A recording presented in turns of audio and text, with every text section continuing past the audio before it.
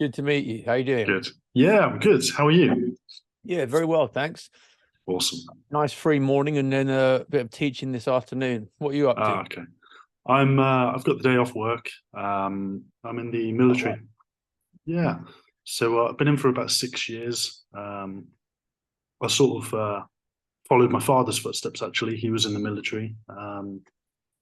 And yeah, that's kind of where I'm at in my life. I'm looking to change direction soon, maybe learn a trade or something Hmm.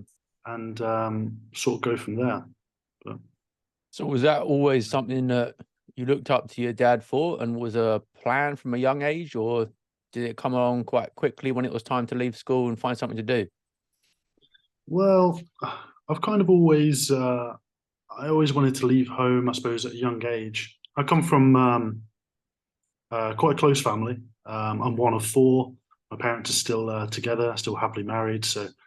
Um, but I just knew I kind of wanted to travel the world a little bit, and the military seemed a good sort of thing for me. You know, it's a good rite of passage as well, I suppose. Yeah, good. So yeah, And you've enjoyed it. yeah, yeah. It's been good so far. Yeah. I mean, there's something I could delve into in a little bit as it relates to work. Is it's sort of um, it's getting more politically correct. I'd say it's getting a little bit feminized. The military these days, they're letting sort of women into all the job roles, and I think that they sort of lower the standards for everyone. If that makes sense. So it's not. I don't think the military is quite as good as it might have been before I joined up, but yeah, that's where we're at. Despite that, Mm. though, it's given you some good challenges to rise to, yeah? Yeah, that's it.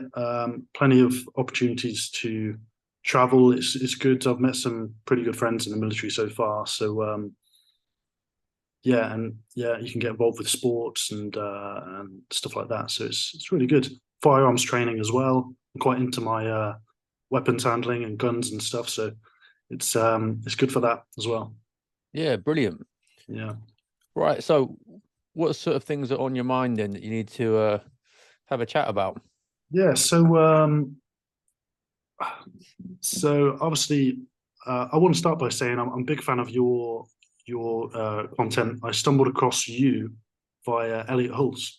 I've been watching his videos for quite a few years now, and I love what you're doing with the Sea Mask show. It's really good. I've seen all of them so far, so yeah, Good. I'm glad you enjoyed that. it's really good. Yeah. Um, I'm at a stage in my life, really. I mean, I'm looking to talk about a few issues today.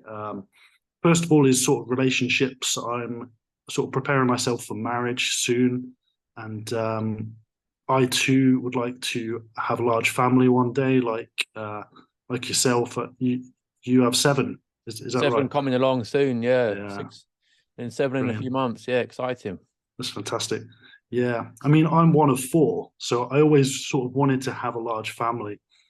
Um, and yeah, I've met a girl, and we've been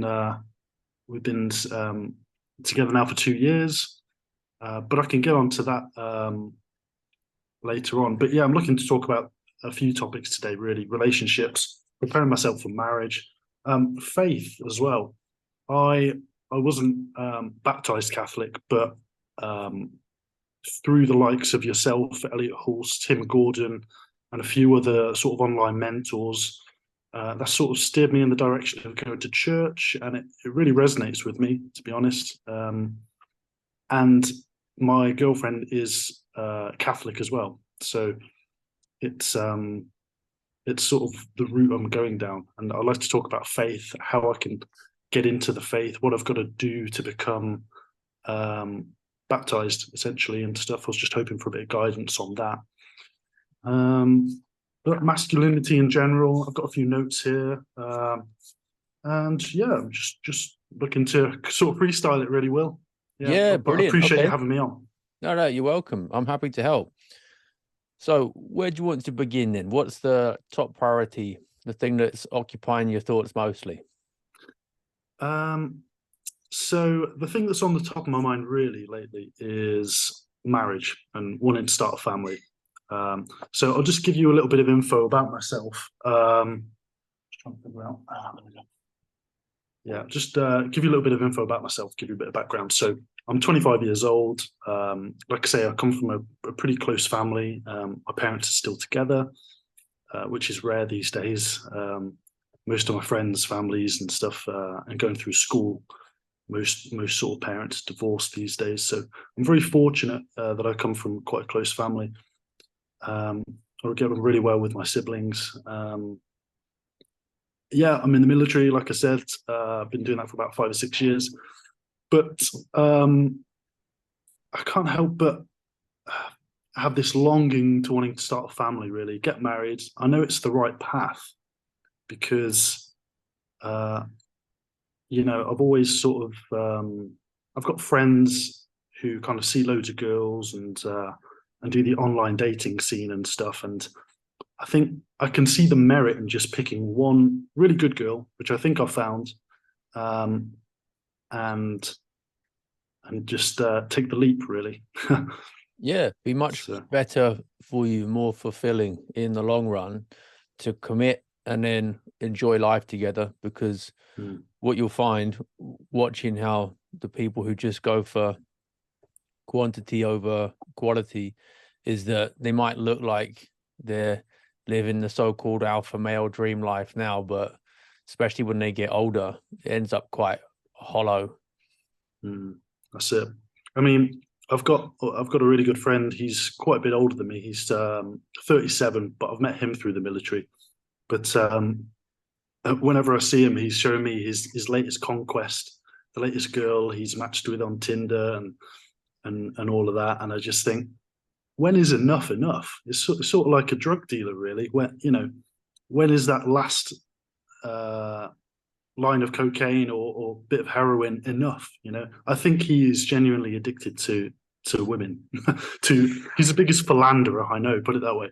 But Well, yeah, the sad answer to that is it's not enough, because compensating for the lack of any kind of meaningful connection or quality to the relationship, they just head for quantity instead. You just need more and more, because no individual encounter gives them what they're looking for. And yeah, just to give a little bit more context as well, I've got an older father. He had me when he was in his 50s. He's 80 now. Well, he must have been mid-50s then. But and he obviously left it until quite late in life to marry my mother. And because I followed my father's footsteps in many other ways, I got into music and playing guitar. I was inspired by my father, and joining the military as well. I've always seen my marriage and relationship life being the same way.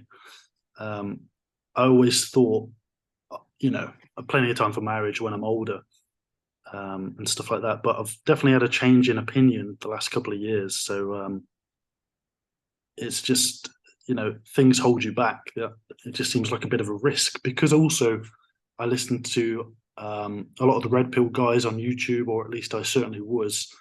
And a lot of them, for instance, there's a guy called Rich Cooper, Entrepreneurs in Cars channel. He always talks about the negatives of marriage, and that sort of got stuck in my mind, really. And I was thinking, is it a risky thing for a man to get married these days?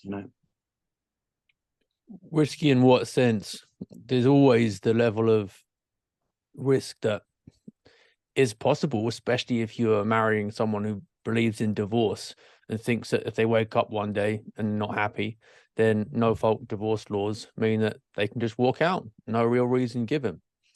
So you have to choose carefully, for sure. You have to be aware of that element of risk, but that doesn't mean that you get your calculator out and figure out some probabilities and think, you know what, I'm going to pass up on what is the fulfillment of my life as a man, marriage and family, because I'm guessing that as a trade-off, normally in terms of money, they're thinking it's not worth it to me. If I get divorced, I'll lose too much money. My response to that would be that the stats show that married men earn so much more than single men, partly because they're motivated to provide for a wife and family, but they earn so much more that even if you do end up divorced, which won't happen to you if you're picking the right girl with the right values, you're still better off financially than a guy who's never married. So their Mm, biggest argument, which is that it's a financial risk to get married, that one doesn't really hold much water. mm, So choose well, and you can minimize the risk of divorce. And if you're marrying a girl who's relatively young and has religious values, then your chances of divorce statistically is under 10%. mm. Yeah, that's reassuring to hear, to be honest. You can go down a rabbit hole of listening to too much of the red pill content, and that definitely I've noticed pushes you in down the direction of not taking responsibility. I think ultimately men need to take responsibility for their families, you know. But if you're just sleeping around with lots of women and stuff like that, I don't, you know, like we said before, when is enough enough? Yeah, that's it. But And yeah, it's not that they say, watch out, getting married, like pretty much anything in life, and especially anything that's really big and important, requires a bit of courage and there's some risk to it. mm, No, it's just sleep around instead. If it mm, was, don't get married, we think it's too risky, but stay celibate because that's the responsible moral option. mm, Otherwise, you're basically just continuing the sexual revolution that we spend most of the time complaining about in our content, and all these women sleeping around. Can't beat them, join them. Let's do the same thing. yeah, If it was celibacy, it would make a bit more sense. But they're not actually recommending that. They're recommending you just go out, join in the so-called fun of free love. And well, what are the risks to that? Pretty big. mm, A lot of mm, guys who live that lifestyle end up with abortion being part of their lives, for example. Now, yeah, let's do a trade-off, because unless we're talking celibacy or marriage, what we're actually talking is marriage or just fornication. mm, And that's a very risky lifestyle choice as well. yeah, So why do you want to minimize risk and get it down to zero? I mean, you're in the RAF. You know that as a man, sometimes you have to do things as your duty that are important, that involve risk. Why would mm, you expect marriage to be any different? It's in some ways the biggest, most important adventure in a man's life. And are we surprised that it involves a bit of risk? No. Are we mm, scared that it involves a bit of risk? No. It requires courage, just like other big, important activities. yeah. No, that's great. It's reassuring to hear. Um, if I could just give you a little bit of background as to my girlfriend, our relationship, and sort of the values that we share, if I may. So I'll start off by saying she's from the Philippines originally, so it's a mixed race relationship. But sorry if you can hear my phone ringing in the background, by the way. No, no, I can't hear a thing. Don't Yeah. worry. Okay. Um, yeah. So she comes from a close family as well. She's got a couple of siblings. Her parents are still together. She moved to this country when she was 12. She's a nurse in the NHS, so she's hardworking. She's Catholic. She's yeah, she's got some great values, and um, I think yeah, on the on the balance of probabilities, she would be good wife material, I think. And Yeah, we've talked extensively about our thoughts on marriage. We both disagree with divorce because both of our parents are still together. We both disagree with abortion and things like that. And our values do align, which is fantastic. yeah. That counts for a lot Mm, for you guys getting on long term, and also more importantly, for the kind of person you want to have having an influence over your children and to be teaching them.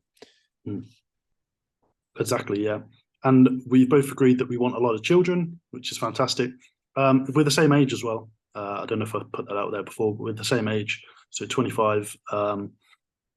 And I've expressed that when we do have children, I'd like for them to be homeschooled, which would mean um, her stepping down from her career, essentially. Um, when we first met, she seemed very much like she wanted a career in the nursing space. She wanted to progress in a nursing career, and that was fair enough. But I think I've brought around to the idea of wanting to become a mother, because my understanding now is that a man's primary vocation should be fatherhood, and a mother's primary vocation should be motherhood. So I think we're on the same page about a lot of things, which is great, really. Yeah, that's very important. And no father should have his career as his main focus or the center of his life. The purpose of your job is to provide enough money so you can support your family. But then the really important part of your life is when you get home and you're doing your duties as a husband and as a father. If you put the career first, then your family's going to suffer. And ultimately, because your whole life will suffer as a result of that, your career will suffer too. You can't make an idol out of your career. So if you're clear to her as well that, look, you want to give her this position where she can enjoy all that time at home with the kids, and you really value that so much that you're willing to be the sole breadwinner, but you're also making a promise to her that she comes first with the kids, not your job, then that's the best dynamic that you need to aim at. Yeah, I agree.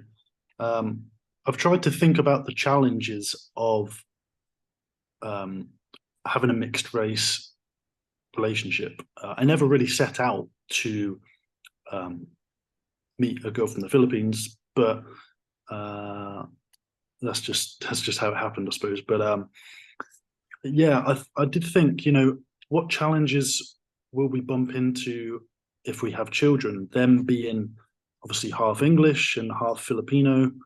I'm just wondering, she goes back to the Philippines once or twice a year. I don't know. I don't really know what I'm trying to say. Maybe I'm just creating problems in my head. But I just can't help but think that with a mixed race relationship and marriage, there's going to be extra obstacles than if you're the same race. What do you think about that? Potentially, yeah. But the fact that you're both sharing these common values that you've already outlined removes some of them straight away. And race isn't the fundamental human identity either. First and foremost, you're both just human beings. There's no like Filipino mind or soul and a British one. So you're already on a deeper level connected beyond race anyway. But you're right, it would be foolish to ignore the fact that it does add an extra dimension to the marriage. The main one I would say is actually distance between extended families. So you're going to want the kids to be seeing all their relatives.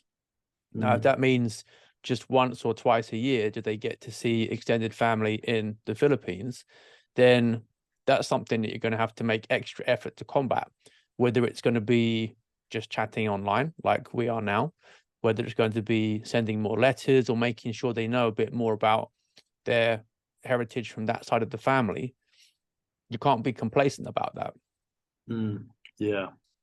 Like, for instance, I wonder, because my girlfriend knows obviously Filipino language, and they learn English pretty much in secondary school over there. So would I want to teach my children two languages too? Because I can't, like you say, neglect the fact that they're going to be half Filipino. So yeah. Yeah, well, I think the more languages people know, the better. It's not going to be a bad thing, is it? And if your wife feels that she would want to do some of that teaching, then great. So that's great. I mean, yeah, we joke sometimes about the number of children we want. We definitely want, upwards of 3, 4, 6, I say. So it's good. So moving on to sort of, because okay, so I've been with this girl for about 2 years now. It's been going well and everything else. I've been taking it slow because it probably is better to vet the girl properly. But like I said, her values align with mine. So I'm moving on to the stage now where I'm looking to propose and get married, of course. And it just seems like a bit of a minefield because I suppose what I'm trying to ask really is what is, first of all, how do I ask her father for permission? Did you do that when you married your wife? And what is the best way of doing it? Yeah, I talked to my wife's father about it, and he basically was saying, "This is now your duty to look after her," and it's like passing over his responsibility as a father to the husband now. So it's something that you need to have a conversation about. So Yeah. if you haven't yet made clear that your intentions are to marry her, then I would just start with that. Talk about some of the things that you mentioned to me already. So why you think she'd make her a great wife, and also why you would be a good husband for her, and Mm. how you see your life together. And then you're basically saying you're going to commit to providing for her and protecting her. And then that will make him feel secure that you're going to be a good choice for her. And then you're asking for her hand in marriage ultimately. And Yeah. not many guys actually get asked that nowadays as fathers. So it's showing some real respect to him if you have that conversation. Mm. Yeah. Because that's what I thought as well. I thought, how can, say, if I raise daughters and I want to be a good father myself, if I don't pay him the respect as her father, how can I expect that respect in return when it comes to it? So That's yeah, right. I definitely think it's appropriate to ask his permission to marry her. Yeah. Um, but as for like the engagement ring, the wedding, what is the most, for lack of a better term, alpha way to uh, propose to your girlfriend? Because if I was to search on Google or YouTube how to propose to a girl, you get these really sort of over romanticized ways of doing it. And most of the time, the guidance you see online is by a woman anyway, who's romanticized the idea of marriage, wedding. How much should you spend? How much should you spend on the rings? These are the sort of things that are going through my mind, really. Um, can you give me any sort of clarification on that? Yeah, it's a good question. There's a lot of nonsense about that, isn't there?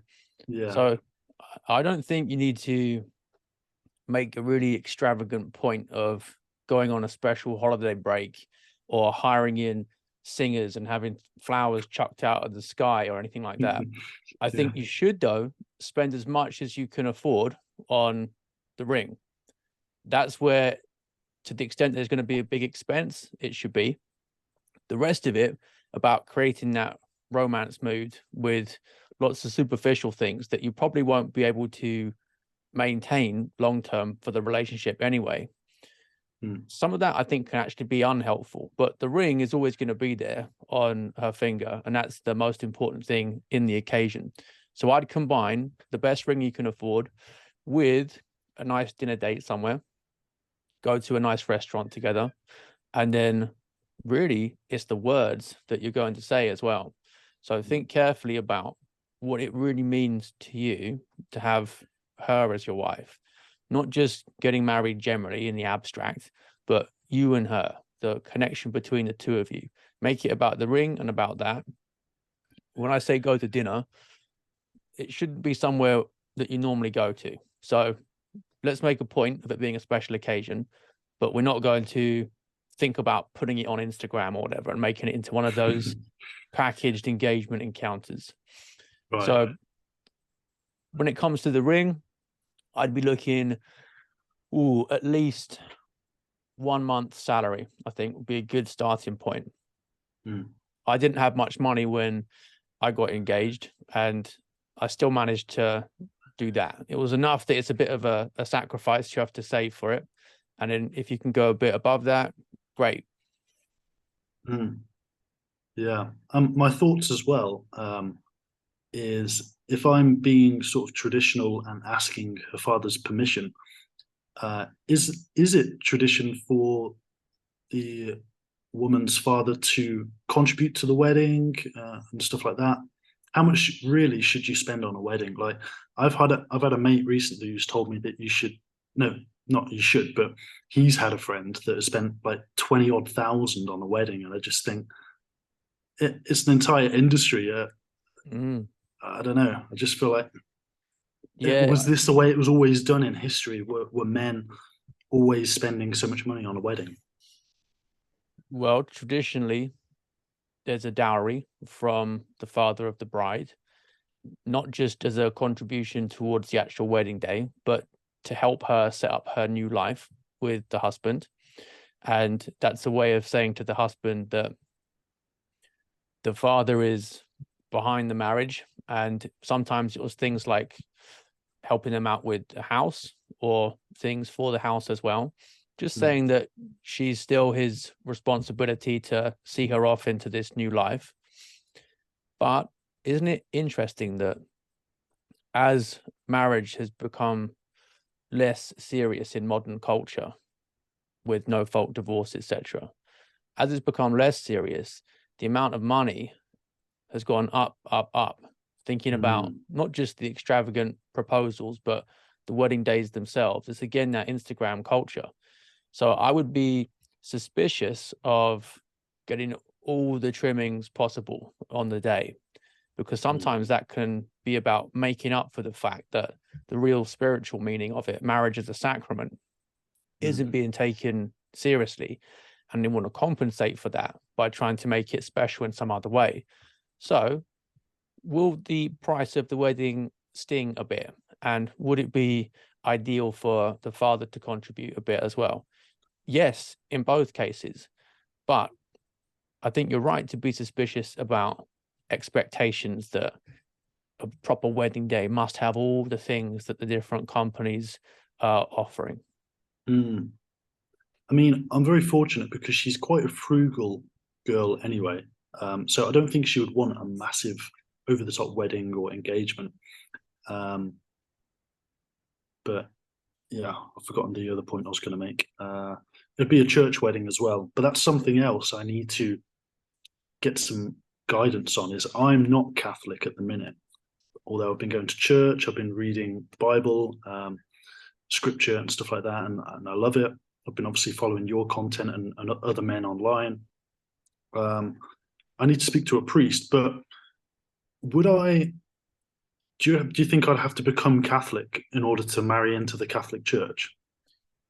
Yeah, there's if you speak to the priest and say you want to become Catholic, he'll Mm, mention something called the Rite of Christian Initiation of Adults, RCIA. And this is basically the period of formation where they teach you new things about the church and then formally initiate you into it. So mm, mention that first of all, and you'll learn a lot more from the process. mm, And then I think you should be clear as well that this is with a view to being married by him in the church. And then once you're clear about that, you'll get all the steps outlined. But I wouldn't recommend uh, going ahead with the marriage before you do this. So do the initiation to begin with, and then you have a better understanding of what the marriage actually means truly as a sacrament. right, yeah. Because what you hear thrown around a lot in the red pill sort of space is that the government has become very intertwined with marriage these days, or at least this is what I've learned from these red pill guys. But a proper Catholic wedding or a religious wedding, as it ought to be, um, should be between a man, a woman, and God, shouldn't it? So, do you think the government is heavily involved with marriage these days? Well, the thing with marriage is that although it is strictly speaking a sacrament, it is also, at minimum, a civil institution as well. So the state is involved in marriage and should be, because it's recognizing that relationship as something beyond just basically friends with benefits. And it's saying that publicly we recognize this contract, and it is different from just two people who are romantically involved. Now, does that mean that there are extra pressures and risks associated with that? Yeah, as we covered before, because it ultimately is a much bigger undertaking. That's how it just has to be. But if you're choosing wisely and you know what your wife's values are, and she doesn't believe in divorce anyway, then you shouldn't be afraid of the fact that it's a civil institution as well as a religious one. What would happen if we just got married in a registry office and kept it purely as a civil institution? Well, then you're missing out on the fact that it is also a sacrament. And when you're married in a church, you receive the benefit of that sacrament, and you get God's blessing, you get the Holy Spirit helping to strengthen your marriage so you can bear with each other's faults and you can bring up your children well. So you definitely should get married in the church to get the full benefit of it. But also remember that it's civil as well, and that shouldn't put you off. Right. Okay. Yeah. Yeah. It's just a bit of a minefield to sort of navigate what it is. But yeah, I see what you mean. It's a sacrament in the church, and then it's also a civil institution. Yep. Yeah. So I think that's covered off most of my questions as it relates to marriage. I might think of some as we go along, but so once we get married, would my possessions, my assets, belongings, or whatever, and hers come together? Should you have a joint bank account? Should your possessions be both of yours, essentially? Yeah, the best way to think of this is that as a Catholic, you don't have a view of yourself as an atomized individual. That's the liberal understanding of what human beings are. We're all just somehow autonomous, independent, and not deeply connected. But what marriage is really about is that you as a man are incomplete without a woman. A woman is incomplete without a man. You're made for each other, and the family, not the individual, is the fundamental building block of society. It's where you find your fulfillment. That's why if you don't get married, if you don't have that family, you're always going to have basically a hole in your heart. So when you come together in marriage, the man and the woman, as Jesus taught, are one flesh. So you see her as basically part of yourself. That's the story about Eve coming from Adam's rib. So there isn't a my bank account and a your bank account, my stuff, your stuff, in a proper marriage, properly understood. Instead, it's just our family. So go back far enough, and you have the miners, for example, would come home and just hand the pay packet over to the wife. And then she would be managing the household expenses. And then with whatever money was left over, she might hand some back so they can go and have a drink at the pub or whatever, have a bit of leisure time. But they just handed all the money over to the wife. They didn't like split it into here's my pot and here's your pot. Separate bank accounts is very much a feminist way of doing things, where the man might say, I expect you to earn your money. And if you need clothes, if you need a car or whatever it might be, you're going to buy that. And I'm keeping my money for myself. Now, why does that kind of attitude massively increase the risk of divorce? And if we take it to a real extreme, the thing most strongly correlated with divorce, apart from the pill, is when the woman earns more than the man. Okay. When the wife out earns the husband, the chances of divorce go up massively. And so, by the way, does male impotence as well. It's almost like the male body knows that it's supposed to be the provider. And if the woman earns more, the man gets so stressed out that he can't even get an erection anymore. It's punishing you for not doing your duty as a man properly. Right. So it's about her dependence on you, and that proper role within the family as the mother, this, like, it makes you in a way indispensable. This is why you're so important as a husband, and why there's such a big responsibility and pressure on you, because you're the sole breadwinner, and then you're distributing those resources to the rest of the family. If you want to take the path where divorce becomes more and more likely, don't do that. Keep your money to yourself. Force her to earn her own money, and basically say, look, you can walk away anytime. I can walk away anytime. There's nothing really holding us together. We each have our separate resources. It's almost like you're preparing to be independent at any given moment. Yeah. Do the opposite of that and go with the traditional route, and it will strengthen the marriage. Right. Yeah, that's good. It's a good insight. Because a lot of couples these days do still have their separate bank accounts, and yeah, I see where you're coming from. While I think my girlfriend is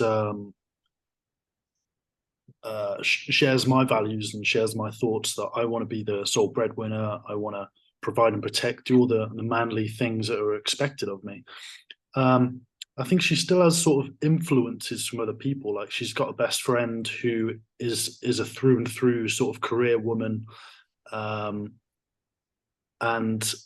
for instance, her sister works in childcare, and when it's been talked about, like the homeschooling thing, and they kind of say, why would you give up your sort of nursing degree that you've got and then go to being a full-time mother? I don't know. I hope she doesn't get too influenced by those sort of questions. And I think if I do my job properly, I think she should just sort of follow my lead, essentially. Yeah, and remember as well that if in doubt, you can look up the contentment, well-being, happiness levels of women in the decades since the sexual revolution, and more and more women entering the workplace. They're not happier. And if you want your wife to have the best life, you need to give her the freedom to make that choice to stay at home and be provided for. Because ultimately, looking back on her life, what do you think she's going to wish for? More time at the office or more time with her kids? There's also health benefits and stress too. So women respond less well in how they tolerate the long-term stress of the workplace compared to men. It's almost like they're not really built for it. The home is the best place you can give her the opportunity to spend her time. And then if she's showing to you that she's willing to make that sacrifice of the nursing career, because she acknowledges that motherhood ultimately allows for a fuller expression of her creativity. I mean, what could possibly be more creative than giving birth to a child, educating it, and having such a strong influence on it? If she acknowledges that that's more important than the career, then she's showing you what you need to see, that she truly does have the same values as you. Yeah, that's great. Going back to sort of becoming one flesh once married. So she has a couple of properties, buy-to-let houses. And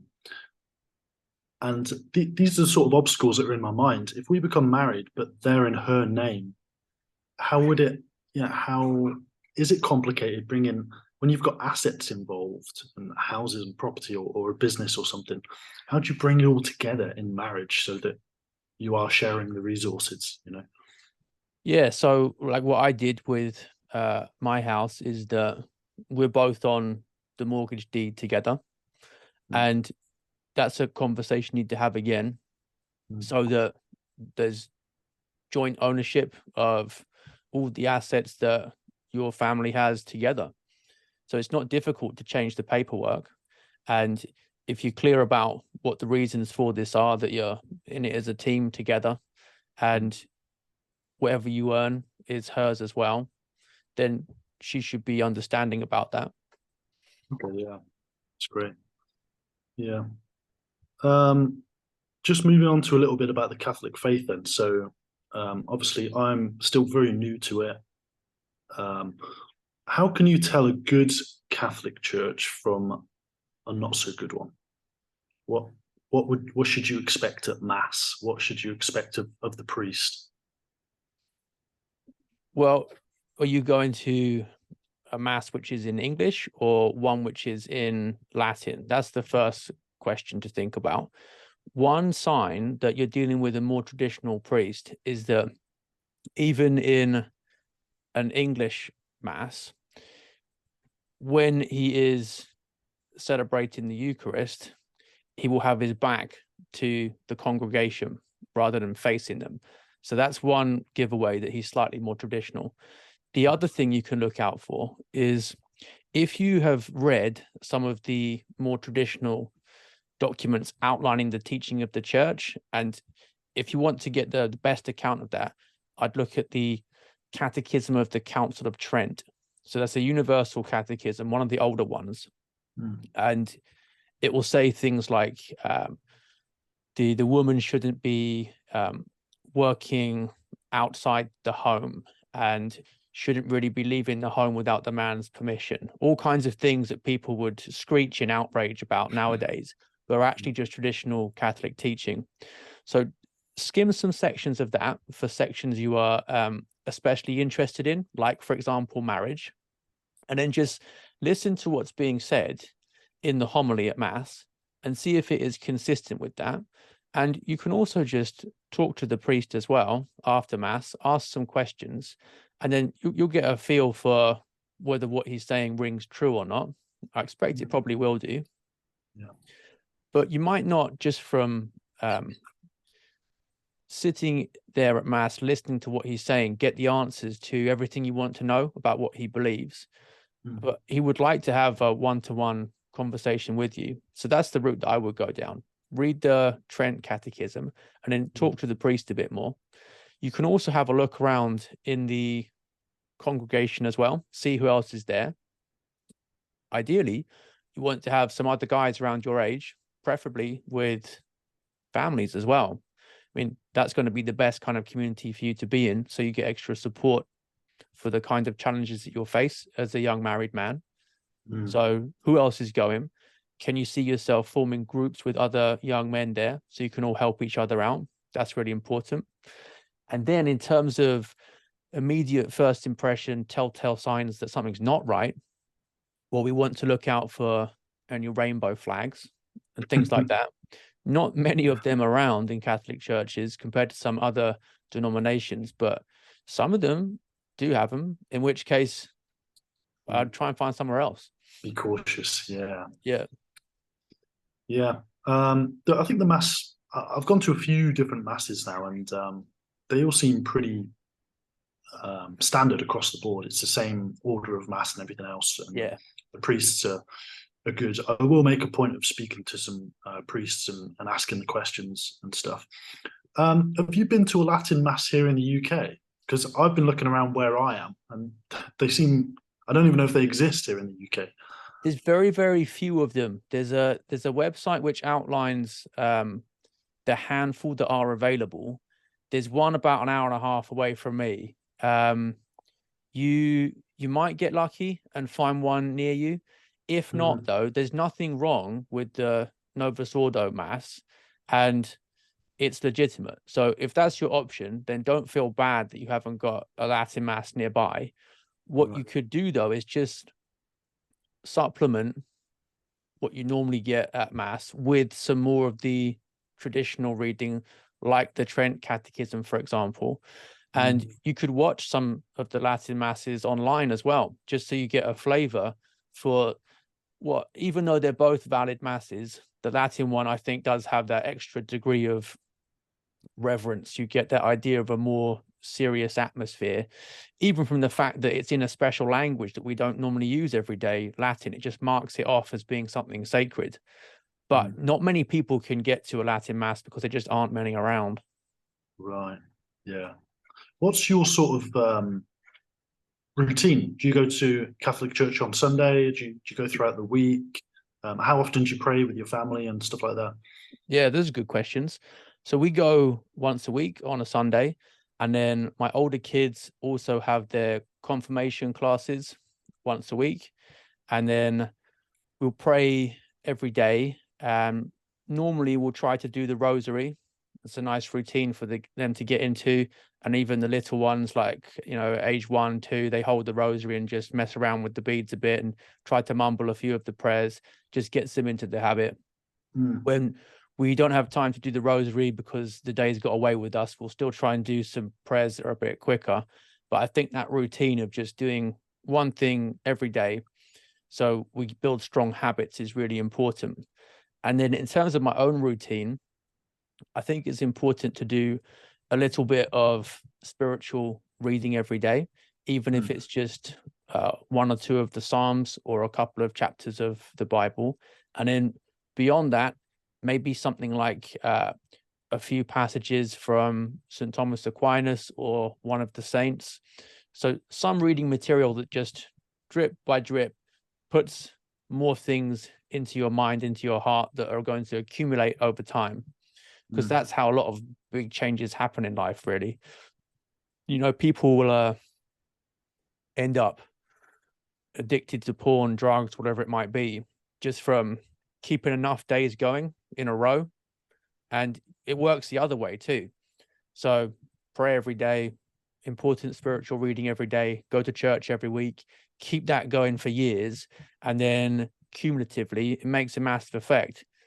The way you fix your life is also the same way that you can ruin it. Yeah, that's good. I've started praying the Psalms every couple of days. I always pray before, when I'm with my girlfriend, before we eat. We pray before bed, that sort of stuff. So I'm starting to get into it and get an understanding of the Catholic faith. So it's good. Yeah, that's great. Grace before meals is a really good habit to get into, just to encourage gratitude, especially for kids. It's she's quite Catholic, to be honest, because she came from the Philippines, and that's a very Catholic country. And she said a couple of times that she came here when she was like 12, went to the so-called Catholic schools here, and they were very sort of liberal. So she shared her experiences with that before. Yeah, it amazes me how they can sort of call them Catholic schools here because of what they teach and stuff like that. Yeah, that's right. Which is why parents have to bear in mind that whether they're homeschooling or not, they're always the main educators. What your child gets taught is your responsibility. Yeah. Yeah, a lot of people just sort of send their kids off to daycare and school, and without any consideration to what's actually going on behind closed doors, what they're being taught at school. Yep. You are essentially trusting the soul of your children, the souls of your children, to a stranger. You don't know what their agenda is. You don't know what sort of upbringing and moral code that they live by. It does seem daft to me. I've definitely come around to the idea of, when I do have children, wanting to homeschool 100%. Yeah, certainly for the younger years, I think that makes the most sense. Some kids, when they get to teenage years and maybe some of the material for the sciences, maths, foreign languages, or whatever, they feel like they want to have a teacher who's got a bit more experience with it than the parent has. That's understandable. But even then, you have to be careful, because at that age, the pressure from peer groups tends to be at its worst, and you can pick up the worst influences morally when you're a teenager. So even then, I'm not convinced that just saying that you want to be taught French by someone with a degree in French really is worth it, when you can get it online, you can get it in books, you can arrange a private tutor, and you can do without the negative character formation that you might get at school. But you definitely got your head screwed on properly, thinking that the parent is the main person responsible for the kind of education the kid is going to receive. And you're right, it is entrusting the soul of the child to a stranger. And it's crazy that some guys wouldn't even let a family member borrow their car for a day in case it gets scratched. But they will hand over the child to strangers for 15 years or so. for their Yeah. soul to be scarred with all sorts of ridiculous ideologies. So what, you care more about one little dent or scratch on your car than you do what happens to your kid over nearly 2 decades in ways that is going to affect them for the rest of their life? Your priorities all wrong. Yeah. I mean, I never liked school. I mean, who does really? If you go through, a sort of secular school like I went through, a public school, um, my parents sent me to school, but I was definitely corrupted at school. I remember I got onto pornography at a young age because of peers at school. I remember I remember the exact time I was in the library or something, and a fellow student, like, I was somewhere else, and they sort of opened up a porn website on the computer. And I came back to it and saw this. My first time, I think I must have been like 12 at the time, seeing porn. I was like, just sort of, yeah. The thing is, with public schools, is there's so many people from loads of different backgrounds and loads of different uh on loads of different moral codes, and they're all sort of banded together in this sort of industrial age school system. I just I think the school system needs a revolution, essentially. And yeah, I definitely wouldn't send my kids to it. Most kids throughout history have been homeschooled. Mm, The modern school is a relatively recent innovation in the big scheme of things. yeah, And you have to remember that a lot of boys at that age, they would have been with dad learning a trade, yeah, not giggling around with a bunch of other kids all sinking to the level of the lowest common denominator. That's mm, what school really is. When people talk about, oh, but the kid needs to go to school to be socialized. Well, what does that actually mean? Homeschooling, socializing is going to be more time with adults, might be groups in the community, and different parents will know each other. It's likely to be a bit more sensible, but socializing a kid in the playground at school, basically it just ends up with the kind of thing you described there. yeah. And that's one thing my girlfriend has brought up when I've mentioned homeschooling. She brings up, well, wouldn't would they get socialized properly? But we're fortunate because she is from a big family background, and there's lots of children in her sort of culture. Like her mum, for instance, is one of 10 children.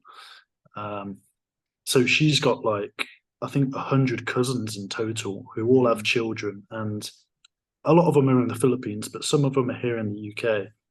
That's good. And yeah, I don't think it will be an issue socializing your children. You're not just going to keep them in the house like 8 hours a day trapped, are you? You're going to take them out. You're going to get involved with the community or the church, or stuff like that. So That's yeah, it.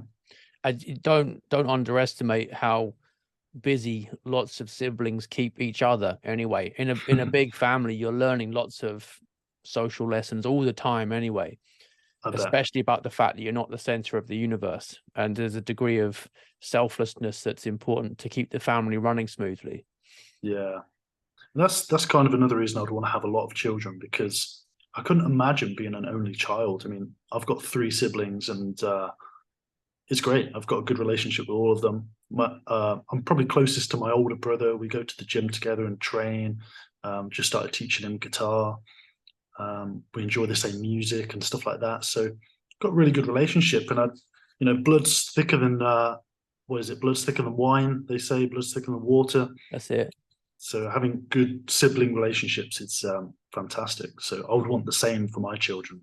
Yeah, definitely. You've got Uh, a strong start in life in that your parents' marriage has helped you to see the value of marriage, and then coming from a bigger family yourself has made you see the benefit of that too. So that's how things are supposed to be.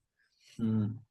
Going back to the school situation, I can't help but think that if I'd have gone to a all boys school, I probably it might have served me a little bit more than going to a mixed sex public school, because when I was, it just seems like a crazy idea. You put a young boy who's just starting to get testosterone, just starting to get interested in girls, and I can speak from experience. At school, I was just distracted by girls all the time.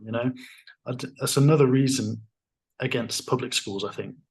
Yeah, you taught at Eton College, didn't you? Was that an all boys institute Yeah, that's institution? all boys, and there aren't many all boys boarding schools left anymore in the UK. And it Mm, wouldn't surprise me if eventually, at some point in the future, Eton admits girls as well, mm. because if it wants to present itself as feminist, or how feminist can you really be if you're saying to girls that they're not allowed in? Yeah, So a yeah. lot of those places, I think, have gone co-ed, partly Mm, because of money. They want to get more people in, more fee payers, but also yeah, for ideological reasons. yeah. Again, though, let's be cautious, because mixed sex schooling for most of human history hasn't been a thing, Mm, because boys and girls are different and they yeah. respond to different environments. Boys prefer things to be a little bit more competitive, slightly harsher discipline because they tend to need it. Mm, Different subjects tend to interest them, a lot more sport as well. And girls, if you try and tell them off in the same way you might tell a boy off, what I've experienced anyway, working in mixed schools, is that that might be a grudge that the girl will hold against you for a year or two. Takes a long time to forgive. Whereas a boy, you might even reduce them to tears and really shout at them for something ridiculous they've done. And then mm, 5 minutes later, you walk past them in the playground and think, oh, hi, sir. And yeah. they don't seem to care that much. So Mm, the level of discipline, like sensitivity, emotional engagement, is very different between the sexes. And to give them one size fits all, it ends up, I think, being that boys are expected to fit the model that works for girls, really. yeah. So boys suffer more in co-ed than girls do, although both do suffer a bit. Mm, yeah. And it's quite sad to see because I've got a younger sister and she's in a second year at secondary school now. But you know, I try to teach her some lessons. You know, I know every day she's probably going to school and getting corrupted by the culture and the kids around her, and it's quite sad to see, really. You know, um, but I mean, my parents aren't religious either. So one of my questions was going to be, how do I, as someone who's looking to become Catholic, sort of interact with and maintain a good relationship with my parents who are secular? That's a good question. So Catholic means universal, and whatever is true and good in the way your parents lived their lives, and there's going to be a lot of it from what you've described, is going to be consistent with your Catholicism. Now, all the extra content in it beyond just natural law, so things like parents making sure they look after their children, children making sure that they look after and respect their parents, that's all natural law, which we can find out about without any kind of revelation from God in scripture. Mm, All the extra stuff, the supernatural stuff, is just like an extension or clarification of that. So the mm, place you're in, fully accepting all the teachings of the church, it doesn't fundamentally contradict all the good stuff that you can see in your parents' lives or in the lives of any of your friends who are living good lives. It mm, just fully explains why it's good and what's really beautiful about it. So I would try to just focus on the positives and the points of connection and overlap, and then don't really what like St. Francis of Assisi said, preach the gospel using words only if necessary. So right. just let the way you are living be the best testament to the truth of what you believe, and then Okay. that will generate respect and curiosity. And if someone's Right. asking, though, how come you're Catholic? Why do you believe in the resurrection or things like this? Then great, that gives you opportunity to explain. But Mm, if you're worried about tension or conflict or arguments, best way to avoid that is just to focus on the good things that you've got in common. yeah. Because I've got to be open about something. I've been going to church on Sunday whenever I'm back seeing my parents, and I don't tell them that I'm going to church, and I almost kind of hide it and keep it to myself because I don't know if I'm embarrassed. I don't know how to come. I don't know how to tell them that I'm exploring Catholicism and I'm going to be getting baptized in the near future. How do you sort of how could I bring that to the attention of my family, you know. Well, think back to why you wanted to watch the CMASC episodes, for example, or what it was that first got you curious about this, why it means so much to you with your marriage as well, how it helps you to understand love and your identity as a man and what values really matter. And like with the answer to the previous question, what you'll find is that your parents really value things like being a good person and commitment in marriage and responsibilities and family. And you should just say that you've been thinking about what they've shown you is important in life. And you've been listening to some podcasts, reading some books. And the thing that makes the most sense of it for you, like why you really appreciate the fact that they're still married now, is Catholicism. You found the fullest answer to why marriage is important and the fullest answer to what you believe is important as a man in that research. And they'll be thinking, oh, okay, so he's basically saying that what we've taught him has led him to this, and we might not have taken the extra step so far, but we're fully behind the fact that he's tried to take the values we've given him and run with them, and this is where it's taken him. Yeah, that's a great way to think about it. Yeah, because I try to practice, like, it's one of the 10 commandments, you know, honor your parents, isn't it? I try to practice that, and sometimes I disagree with my parents about things, but I've just got to sort of bite my tongue and think, you know, I don't want to argue with them. I want to respect them, essentially, you know. You don't have to necessarily agree with them all the time. But sometimes it's worth arguing, sometimes it's not, and you have to judge it case by case. Yeah, but as well, when I've spoken to my parents, or hinted that I want to get married soon, I want to have a big family and stuff, they come out with the typical line that a lot of my friends do as well, in that, oh, you know, you're only 25, you've got all your life ahead of you. Don't rush into having a family and getting married, and that obviously conflicts with my thoughts and listening to you guys on the CMASC and what I'm learning in church, seeing my girlfriend's family, how they have so many children in their culture compared to this culture. So I've got these two conflicting mindsets in my life at the minute, you know. What is really behind that worry that you're going to get married too young? What do people mean by that?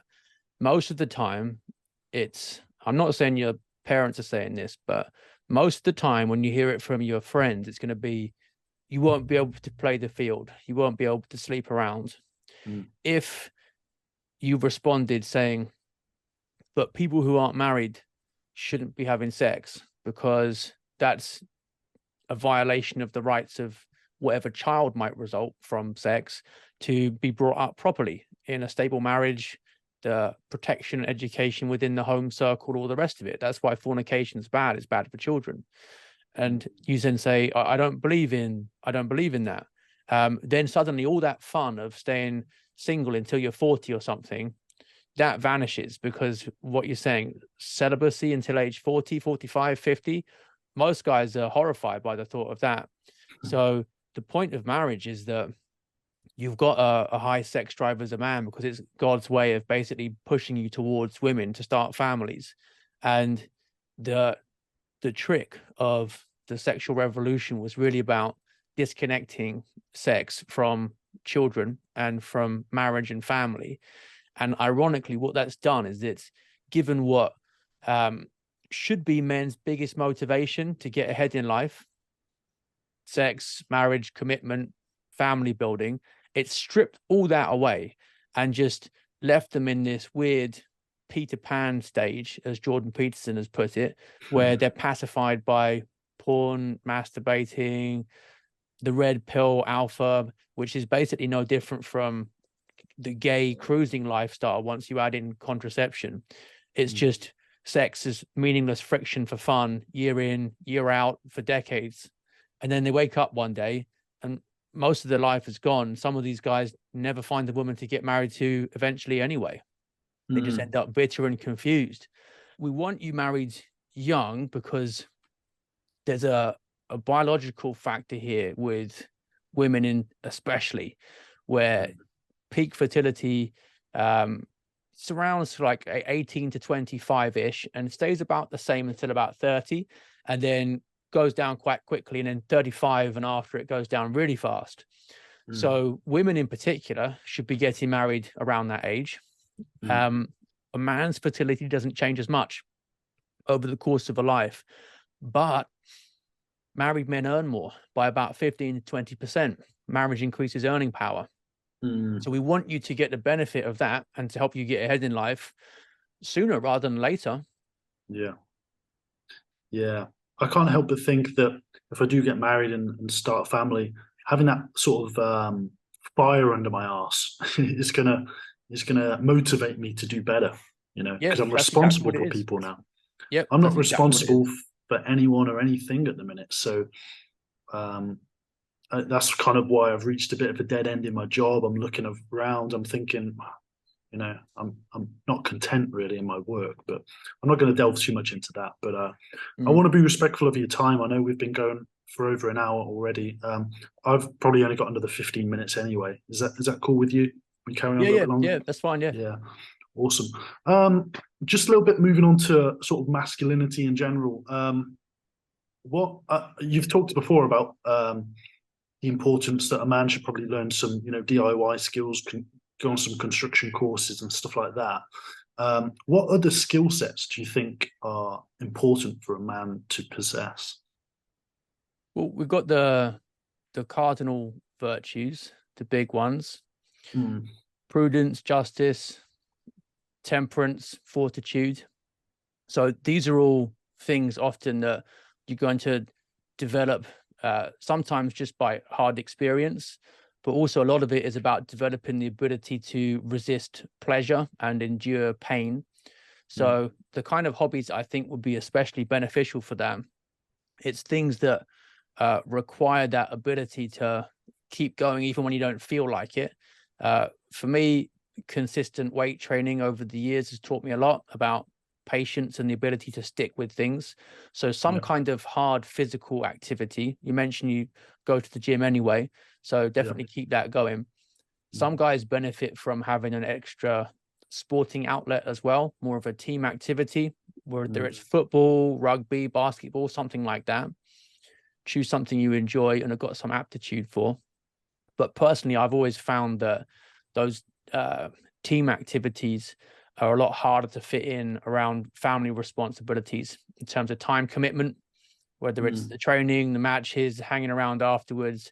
It's always been easier for me just to get into the garage, do a quick workout, and then get out again. So weightlifting has just sort of fallen into my life in a way that other sport activities haven't. Beyond physical, and then something like woodworking, wiring, basic plumbing, just for when there are household things that need to be dealt with right now, then you should be looking at your intellectual habits, really. So some people never pick up a book again after they leave school. Maybe school leaves a sour taste in their minds or whatever. Big mistake. As a man, you need to be developing your intellect to the maximum. So a reading habit is the next thing I would go for after you've got some kind of physical hobby in place. Yeah. Some jobs make it difficult to do this. You might feel drained and tired at the end of the day. So wake up early, read some of the Bible, and then rather than studying things like, I don't know, astrophysics and chemistry and strange things that don't have much immediate moral application in your life, I would do things like history, learn from the lives of great commanders or statesmen, things like this. So we basically want to get moral lessons from how other men have lived their lives and just have some material for reflection, so that even though you might not have such extreme obstacles presented to you in the course of your everyday life as, let's say, a great commander would, you can still learn from how they deal with those obstacles and apply it to the ones that you face. That's the kind of reading that I think a lot of people don't do, but would be really beneficial. Minimize TV time, video games, all that sort of stuff. We don't really need much of them. Yeah. I'm quite a big reader at the minute. I also don't have a TV. I That's I good. I got rid of my TV a couple of years ago because I heard someone say, I can't remember who it was, that back when slavery was a big thing, they used to not allow the slaves books because if slaves could educate themselves, they'd probably get out of slavery. Nowadays, I think the TV is the thing enslaving people. So I got rid of it. I just went Yeah, cold turkey. People think I'm a little bit strange. They walk into my house and see no TV on the wall. They're like, "What?" But I got my guitar. I chill. I'm into my music. I'm into my reading. Yeah, I love going to the gym. I'm a bit of a hard gainer in the gym. I wish I could pack on muscle a bit more easily. I'm 6'4". I'm about 100 kilos. But I've been fizzing now, doing physical activity for about 6 years since I've joined the military, basically. And that is one brilliant thing about the military is it's got me into physical activity and it's got me stronger for sure. So brilliant. It sounds like you've got a lot of important things in place. But yeah, when it comes down to what kind of skills we care about most, is it helping you develop virtue? Is it going to be something that will benefit your wife and kids as well? Can you involve them in it? Try and make mm, your leisure activities things that eventually you'll be able to do as a family, for example. So if you have children, they'll be able to come to the gym with you later, especially if you've got a home gym, reading something you can share with them too. If it's something that was always taking you away from your wife and your kids and meaning too much time outside the house, then it might not be the wisest use of the time when you're not at work.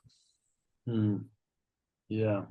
I think the thing that's one thing that's severely lacking in my life at the minute is uh, lack of male connection, I suppose. I don't, you know, I want to sort of get involved with some more men's groups. I want to find communities of men where they get together and do challenging things. Once or twice a year, I do go on a bit of a hiking trip with my dad and some of his friends. And it's really good because it's just men and we can just shoot the shit and just have a good time.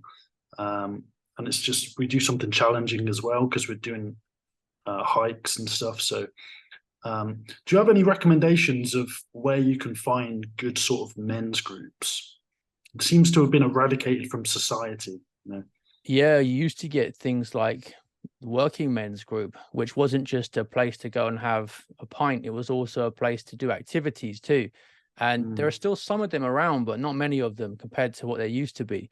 If possible, I would ask around at church first, because then you know you're going to be socializing with people with the kind of values that you want. Because mm, sadly, a lot of secular men's group, they're just going to be about trying to sleep so, around, drink, yeah. drugs, lad culture, which is ultimately emasculating in the long run. So you don't want to get involved in that.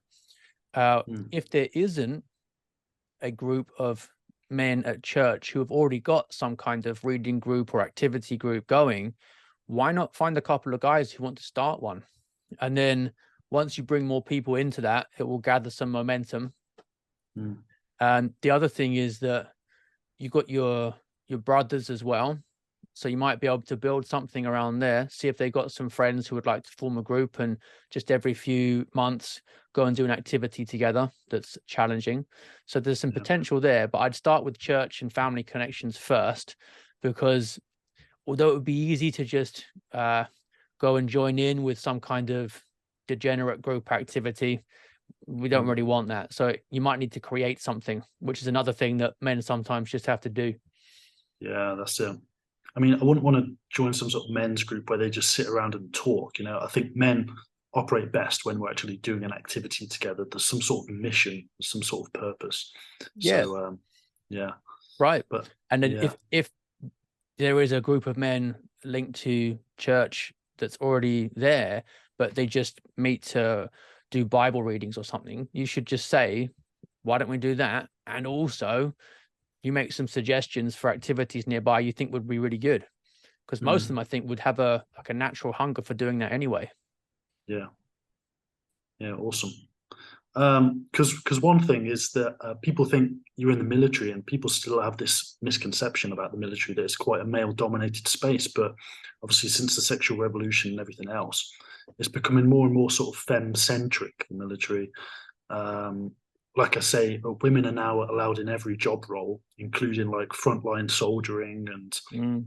other regiments and stuff like that. I think even the special forces. So, but but instead of keeping the same like standard for military people, what they do is just lower the bar. You know, like they do in women's NBA, don't they? They just lower the basketball hoop. So yeah, the workplace doesn't really cut it for getting to enjoy the company of men anymore because there's so many women in my workplace, and it kind of spoils it. Not that I'm against women, but I got to be honest, I don't enjoy hanging around with women. I really enjoy the company of men better. I don't have any female friends, you know. Yeah, So I don't think you should either. I yeah, don't think men and women really can be friends. Your mm, wife will be your best friend, but yeah, it'd be weird for you to just have a bunch of girls that you text and hang out with who aren't your wife. That yeah, men and women aren't built to be friends with each other like that. It yeah, ends up with attraction and all kinds of complications because men and women are made to marry each other, not just mm, hang out. So yeah, you're playing with fire whenever you've got female friends, and that's another way in which men and women mixing in the workplace has caused a lot of problems. Same as mm, in single sex school versus mixed sex as well. There mm, are natural forces there that people are always going to have to fight against and that are far more powerful than any rules that a school or a workplace might implement.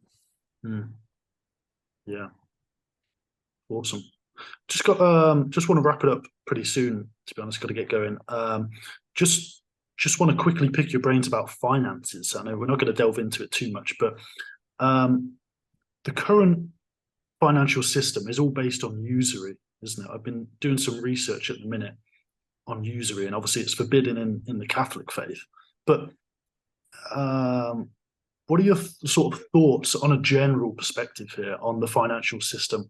What can you do to best navigate your finances as a man, especially one like me who's looking to start a family soon and have a wife?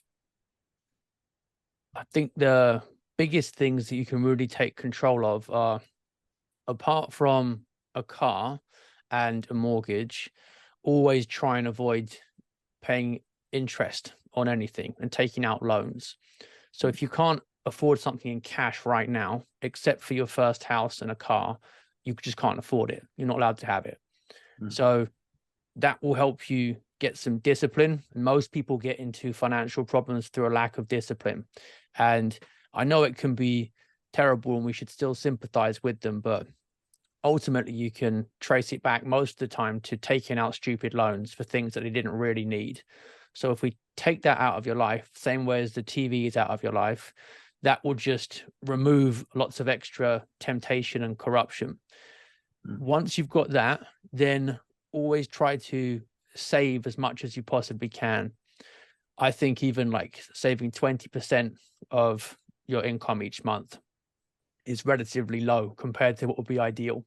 So live very frugally and recognize that whatever material things you might want, beyond just what you need to sustain yourself and your family, that's all in a way luxury. And if you're attached to it, that's a form of weakness that can be used to control you. So mm, be suspicious about having to make any kind of purchases beyond the bare basics and mm, keep that going for a few years. And then you'll have that extra amount of money that will give you more security and true freedom. And then get some advice about how best to invest that. Some people like to just try and pay off their house as soon as possible and minimize the amount of interest they're paying on the mortgage. I think that's relatively sensible. mm, I don't think you should get involved in anything like crypto or the new currencies because too many people have made really stupid decisions with that and lost it all. And that electronic money is relatively easy to be controlled anyway. So I try to get a focus on physical assets if you can. mm. Yeah, great. Do you have any books on finances that you recommend? I've always been a bit suspicious of those. There Mm, are a couple of older ones.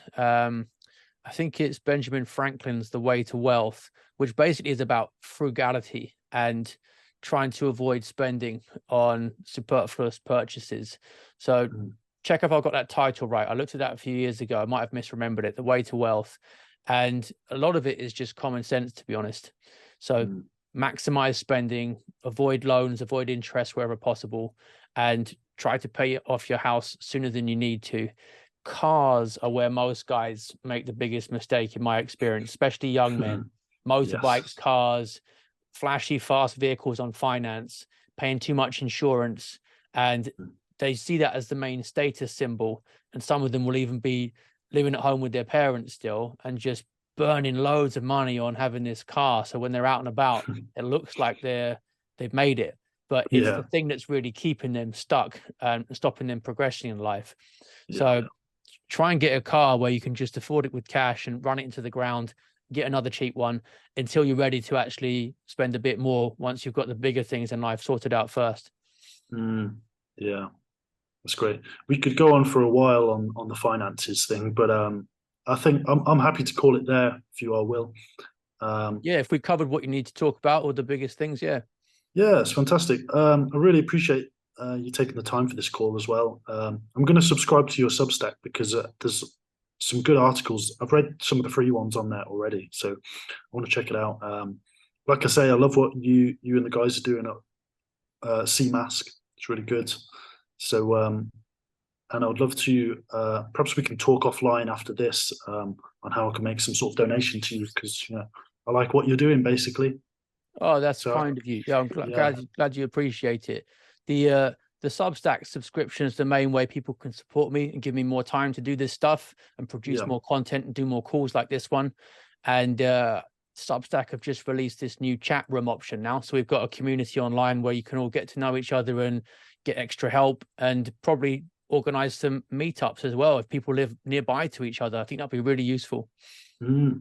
Fantastic. Yeah, I'll be sure to check it out. But thank you very much. Really appreciate that. You're welcome. Take care. Good to talk Yeah, to you. take care. God bless.